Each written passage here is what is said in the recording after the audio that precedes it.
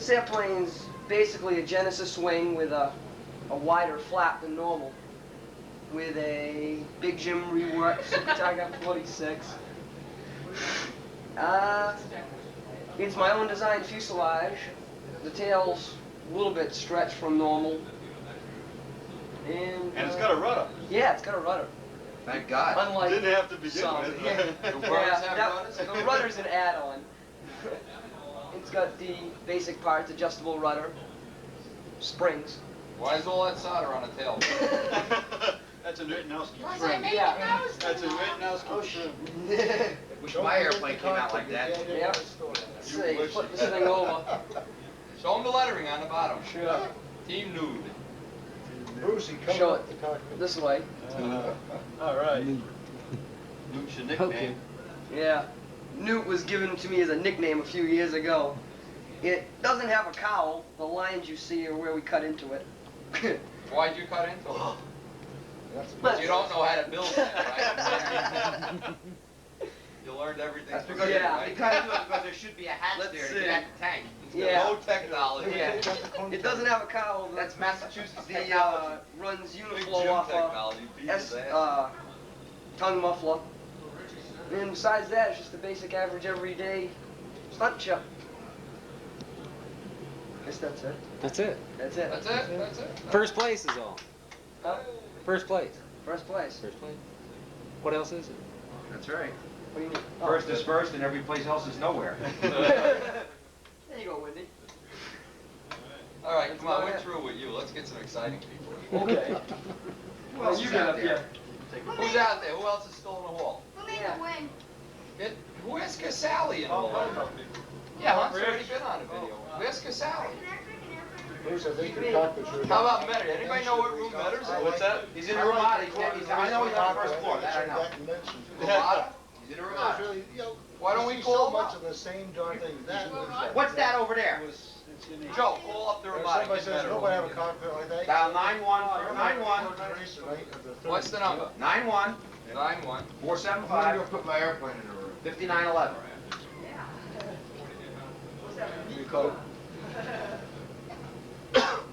This is the same tank you also couldn't get 6 Yeah, can we have Glenn Metter? No, we can get 6 ounces into it. M-E-A-D-O-R. No, 6 ounces. What you have tank? You've seen David Letterman call him live. This was, Yeah, this is Wendy calling live. I'm trying to get a hold of him, so I get a hold of the tank. How come? I almost come to less than 6 ounces. Wendy had a tank that made Hey, Glenn. manufactured Wendy. fuels. Listen, can you do me a favor? We got a guy making a video over in the room, in the motel room where I am, and we're trying to get a hold of Casali and you and all the other people. Real good. You make it, Oh, yeah, I figured that. Could you bring your plane over for 15 or 20 minutes to be on the video? Yeah, 6 is a 6.5 starting. The guy's making a Tampa video. We got Galdini over here, Hunt, Tower, me. You know, they're trying to get all the top 20 people to show their plane over. I can't get a hold of Walker. Where's Walker? Maybe they're out flying. Could you stop by room 138 with the plane? Uncopied your design. Copy. It's rolling. Oh, yeah, Bob Gildini. Who cares?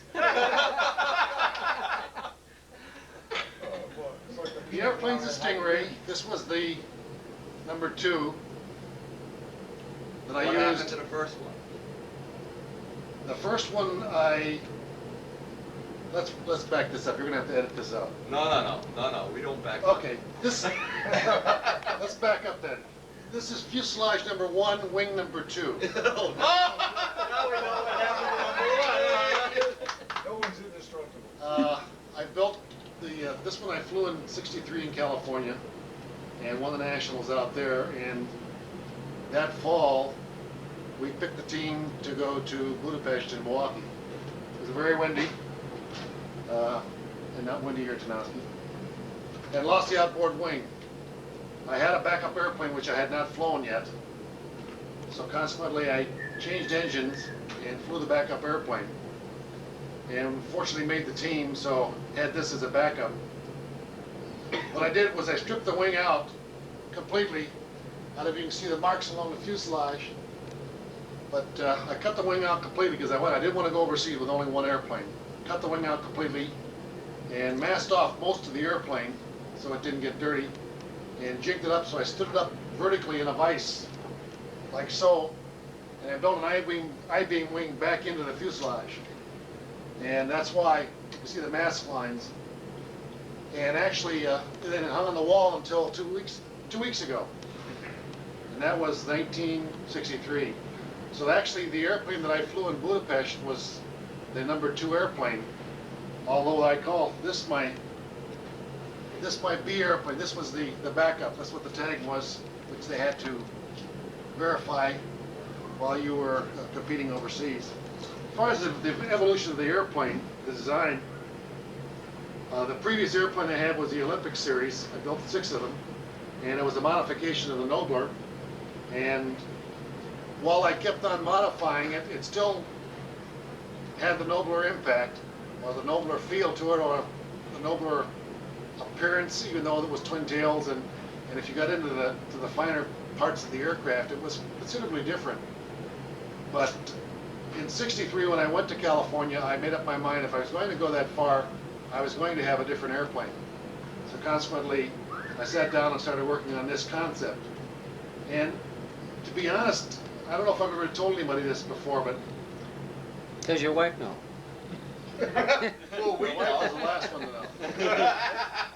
Jim Silhavy and I were very good friends, and I spent a lot of time with Jim. And Jim, of course, had gone to Kiev, Russia, and brought back some pictures of some of the European airplanes. And I don't know whose airplane it was that I had seen some pictures of that really had an impact on me as far as, some of the cowl design, some of the venting, things like that. But basically, as I say, I wanted to go to California with a different airplane. The one thing I was fearful of is that I would spend an entire winter designing and building an airplane that would not fly. The reason I say this is that of the 6 Olympics I've built, #1 was good, #2 was a dud. And to this day, I'll never know why. It was terrible. The airplane wouldn't turn. It just never flew. I cut the wing out of it, cut the tail out of it, I changed moments on it, finally burned the airplane. 3, 4, 5, and 6 were fine airplanes, and again, I don't know why. So one of the criteria I worked with was that I never wanted to deviate too awfully far from what I knew was successful as far as moments, airfoils, fuselage area, things like that. And this airplane was a departure from what I had been accustomed to building. That is the twin-tail Olympic, which again was the Nobler style airplane. In those days, a lot of airplanes looked like Noblers, with the exception of the Strathmores. Other than that, it was a very simple airplane. I tried to keep it as simple as possible. Maybe it was complicated for its day. The engine was I used it was a Merco. Had good success with them. The only difference is to eliminate the stress cracking that generally occurred on most of the airplanes in the cowl back. I supported the engine off the head, which meant flattening a couple spots on the cylinder head to put some braces into the firewall. It was real easy to do. Gave the engine some additional support because of beam mounts. And of course I wanted a little more cockpit detail, and basically that's about it. Percentages didn't vary much from what the fellows were flying. Can we take the cowling off? Show them how the cowling. Yeah, there's no engine inside of it. I'll be glad to take it off. It's awfully beat up, and it's awfully oil soaked. I would have thanked. Wrench is behind you, Bob, by the lathe. You need a ball wrench. I need a Phillips screwdriver. Phillips head? Phillips, what's that? What is Phillips? Was that before they invented socket screws or what? No technology. Please take this, what I'm going to say, in its proper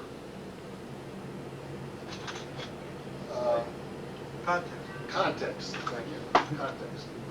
The one thing that really does my heart good is that when I look at the number of airplanes with swept-in landing gear, because please correct me. Was it the first one to use it? I believe so. Except for me. And you're nobody, so there's no problem there. That's right. I don't count. Actually, you started Hey, off Bob on the Barron's trends that are still interviewing. being used today. Well, you guys are in for a treat when Bardn goes on camera. I don't think there's anyone here that would dispute the fact that Bob started the trend towards the clean acting stunt. White White airplane, matching the gentlemanly attitude, and getting it into a very This is what I was talking about as far as the bracing goes. This is my plug clip. Had a little problem with this, with the collapsed nose gear, so that's why the bracing. You But can these get two up aluminum. close, Bob. He could zoom in on that. These- real good. You We tell can me watch when. TV. You can bring it very You can close. see if he's in focus. These two aluminum braces go back into the firewall. They mounted right to the back of the cylinder head. And that gave me some additional rigidity, torque rigidity in the engine. And the other two here were nothing more than to support the nose wheel to keep it from collapsing, because I had a couple of times flying in grass, I had problems with it folding back into the fuselage. Tank was permanently mounted, and these vents are functional, as the vents on the top of the fuselage are functional. That is these vents up here. The landing Landing gear is 1/8" wire, very simple, held on with the old Vico clips. Cowl was held down from the front with a strap, and the back portion of it was held down with a piece of brass tubing which I filled with solder and then drilled out and tapped it. So I had at least the assurance of having the two cowl hold downs. This was my plug. This goes to the plug. The negative goes to the ground, and then my plug-in for the glow plug then was from the side with a little clip that I made. So it was rather simple, but effective. I think you were the first one to use that. Plug-in? Yeah, a plug-in. Yeah, I had it my very first snowboard I ever built. I used a regular phone, little tiny phone plug. Yeah. They used to get dirty. And then I didn't like the idea of having the bolts on the outside of the phone plug, so then I went to this arrangement. Was the Eclipse basically a larger version of the Stingray? No. For those people that remember the Eclipse and know what it is, in '62, I was going to build a big Olympic. He's 790 square inches, 65-inch wing spread. And I built the framework with a turtleneck on it and hung it in the rafters in the basement. That's when I directed my time to the Stingray. And when I got back from Europe, a couple people thought I got lucky in California. And I began to believe I got lucky too, because I had an unusual airplane that maybe brought me the points I needed to win. So I took the airplane down, and after a party one night, I looked at it and I thought I didn't like the big turtleneck on the Eclipse, so I stripped it off with a chainsaw. That's how he invented chainsaws. not quite a chainsaw. I stripped the deck off of it and started to evolve it into what was going to eventually be the Eclipse. The reason that the square inches came, first of all, the reason that the wing spread dropped from 65 to 72 to 68 was that I kept on banging the tips on the ceiling and the floor. So I just chopped them off and put new tips on. That's how you got rounded, huh? Well, yeah. And the tail kind of evolved. It just worked into a two-cockpit, two-pilot airplane, and it was big. And I had a Vico 45 that Clarence Lee had sent to me, and so I built it around that. I thought, well, if I was lucky in '63, and I wasn't in the States in '64, I'll try '65. And surprisingly, when I flew the airplane, it got heavy. It was 68 ounces, and it flew fairly well. And I guess I don't know whether it was luck or whether it was supposed to be, but I was fortunate enough to win the 65 Nats with it. How much did you say it weighed? 60? 68 ounces. Wendy has wheel pants that weigh 60. What engine was that? You're right, What Bob. engine was that? I had a Lee Vico 45 in it. Vico 45. Ran a 3-bladed prop. I watched you fly that national event. He was 45. lucky, right, Bob? Yeah. Well, I the came reason up I to you say- and asked you for a picture afterwards, and you said, "Go away, leave me alone." I'm going sailboating. You're lucky. Everybody says Lou McFarlane should have won that year. Always a perfect gentleman. That's why I say that was the year I was supposed to win, because Lou could well have won that Nationals. He was second, right? Yes, and he. That was the year all the big planes won. Who was third that year? All the big 45s. That was when 45s were big. I don't know. Or was it Werwage with the Super Aries? Yes. Ah, But Lewis was so close, and he, I think, lost an engine in the 4-leaf blower in his final flight. So you were lucky. Well, it was one of the, Lewis and I sat down and went through the entire score sheets, trying to figure, if he got Yeah. X amount of points. And it was one of those things you could have just taken and thrown the bones on the table as to who would have won it. But that was really the first year big planes dominated the event. Yes. 65 I would say was when 65, yeah. the little stuff went out. Was that the year you beat John Casimiro in the flyover? Where is it? Yeah, right. We're gonna have to fly off in the bedroom tonight, Dawn. Sorry, With that, I Dawn. will put this back together. I know your father. Thank you for your attention. Very good. How about a round of applause?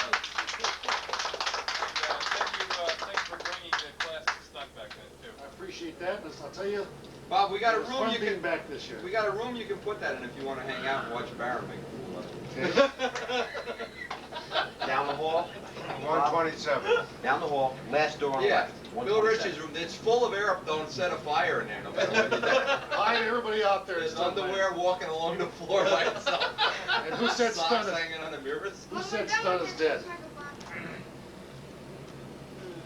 What was that room? 127. As soon as you walk in the door on the left. Last door down on the left. You can go crazy here and just break anything you want. Bob, come on, show them the Monaco technology. When Bardn's done, Yeah, because we're gonna make I got the Olympic. Do you want to see it? Yeah, bring it in. Oh, you. Yeah. Hey, swept in gear. He must have copied that from Galdini. Well, this is, Introduce yourself.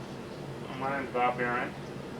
This is Gene Schaefer's Hallmark with a Bonnie body on it, with all the moments and thrust lines and areas and everything that Gene's plane that he used, 20 years ago, Mike? 70, 78. 10 years ago.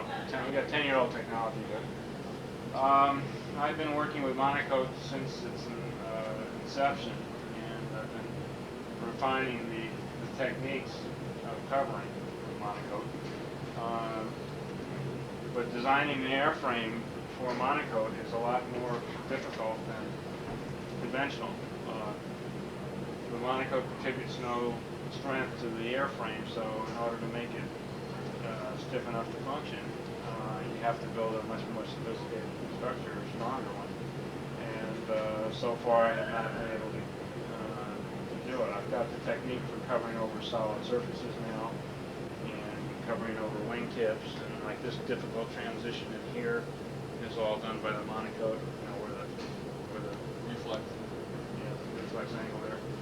And all the problems of making it fuel proof for the lifespan of the airplane and getting around and doing lead outs and stuff like that. So got the techniques of monocoating down and trimming and getting it to last, but I'm still working on the structure. Did not have a stiff enough airframe. This thing in reasonable weather conditions up to about 15 miles an hour, it's a pleasure to fly, but in the stuff we had today started to bend too much. I've been running an OS FSR, and he and that combination went south today. I just wouldn't cut it in the extreme winds. Just under kind of weather conditions I see in Southern California, it works great, but out here it was just not enough horsepower when I needed it. This plane is very simple. Show them how there's no cal. Okay, this plane, I've been using the no-cal front end for God, I don't know how many years, and what it does enables the whole front end to be very rigid, and at the same time I have complete access to the engine and tank compartment.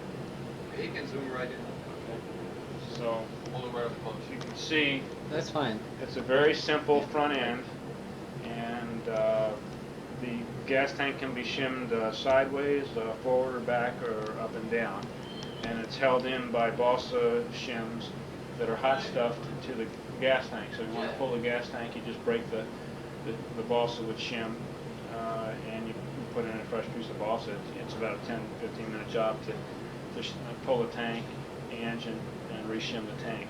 And once you put it in there, it's in there as long as you want it. These cooling ducts are to keep the case cool, and the outlet is for the cooling ducts is above the engine bearers. And you can see that the front end wraps around, but the gas tank still comes out when you pull the engine, of course. And this gives the appearance of a plane that is close to full cal without the difficulties associated with cowling. The cowls, the fit doesn't stay good, or the edges get chewed up. This way I have a reasonably cosmetic front end, but then I don't have the nuisance problems of the cowling. So you can see that from most angles, it appears that this engine has a cowl. Sometimes I humor the guys that have cowls by inking a cowl separation line. We were all impressed. And I've asked those guys to see if they could match that fit. No one's really taken up the challenge.